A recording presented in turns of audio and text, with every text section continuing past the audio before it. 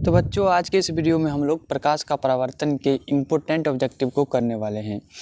इस चैप्टर से आपके बोर्ड एग्जाम में 5 से 6 प्रश्न पूछे जाएंगे। तो अभी हम जितने भी ऑब्जेक्टिव प्रश्न कराएंगे सभी के सभी इम्पोर्टेंट होंगे और आपके बोर्ड एग्जाम में यही सब प्रश्न पूछे जाएंगे। तो चलिए फटाफट से इस ऑब्जेक्टिव को शुरू करते हैं। शुरू करने से पहले अगर आप इस चैनल पर नए हैं तो पहले वीडियो को शुरू से लेकर अंत तक देखिए।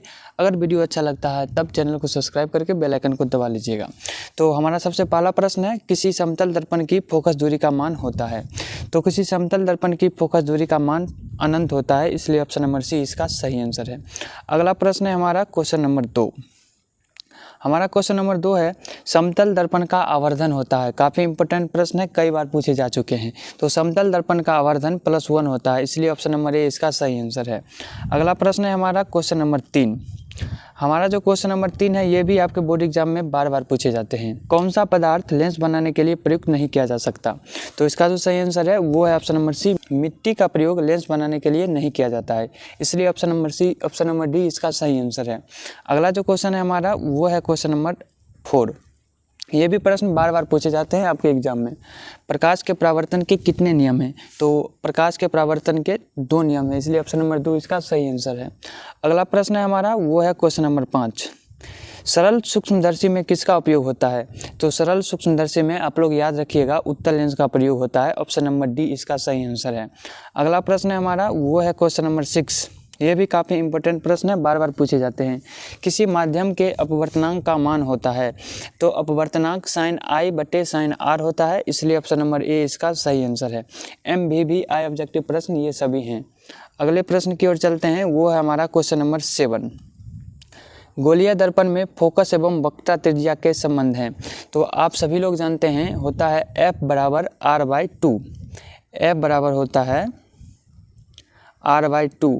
जब दोनों बगल मल्टीप्लाई होगा तो R बराबर हो जाएगा 2F। तो इसलिए ऑप्शन नंबर ए इसका सही आंसर है। ऑप्शन नंबर ए इसका सही आंसर हो जाएगा। अगले प्रश्न की ओर चलते हैं, वो है हमारा क्वेश्चन नंबर 8। यह भी प्रश्न बार बार आपके बोर्ड एग्जाम में पूछे जाते हैं। निर्गत किरण एवं अभिलंब के बीच बने कोण को क्या कहते हैं। तो निर्गत किरण और अभिलंब के बीच बने कोण को निर्गत कोण कहते हैं। MVVI ये सब ऑब्जेक्टिव प्रश्न है। अगले प्रश्न की ओर चलते हैं, वो है हमारा क्वेश्चन नंबर 9। किस दर्पण में प्रतिबिंब सीधा एवं छोटा होता है। तो आप लोग याद रखिएगा प्रतिबिंब सीधा और छोटा हमेशा उत्तल दर्पण में होता है, इसलिए ऑप्शन नंबर ए इसका सही आंसर है। अगला प्रश्न है हमारा वो है क्वेश्चन नंबर 10। अवतल दर्पण है अभिसारी दर्पण, अपसारी दर्पण या दोनों या इनमें से कोई नहीं।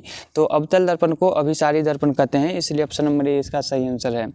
अगला प्रश्न है हमारा वो है क्वेश्चन नंबर 11। उत्तल दर्पण द्वारा बना प्रतिबिंब है। तो उत्तल दर्पण द्वारा बना प्रतिबिंब हमेशा काल्पनिक और छोटा होता है, इसलिए ऑप्शन नंबर ए इसका सही आंसर है। अगला प्रश्न है हमारा वो है क्वेश्चन नंबर 12 यानी कि 12। ये MVVI जितने भी ऑब्जेक्टिव प्रश्न अभी हम कराए हैं सभी के सभी इंपॉर्टेंट हैं।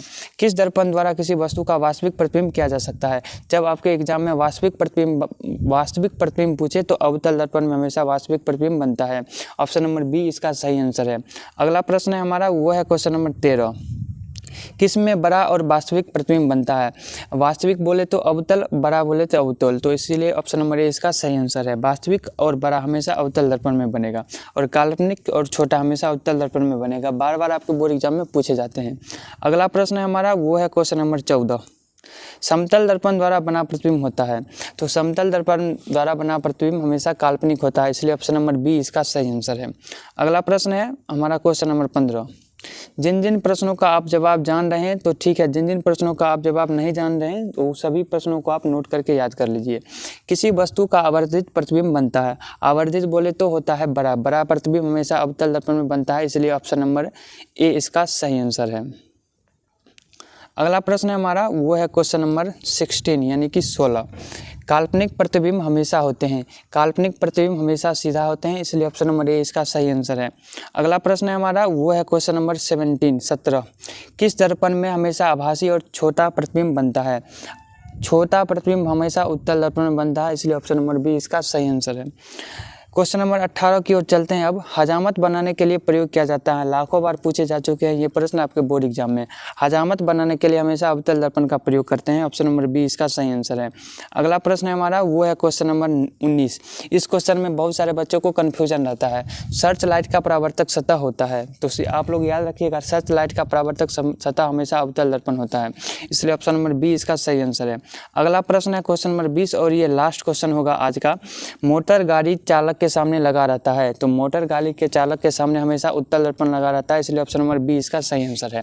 तो चलिए यहीं पर करते हैं इस वीडियो को समाप्त। अगर आप इस चैनल पर नए हैं तो चैनल को सब्सक्राइब करके बेल आइकन को दबा लीजिएगा और शेयर भी कर दीजिएगा।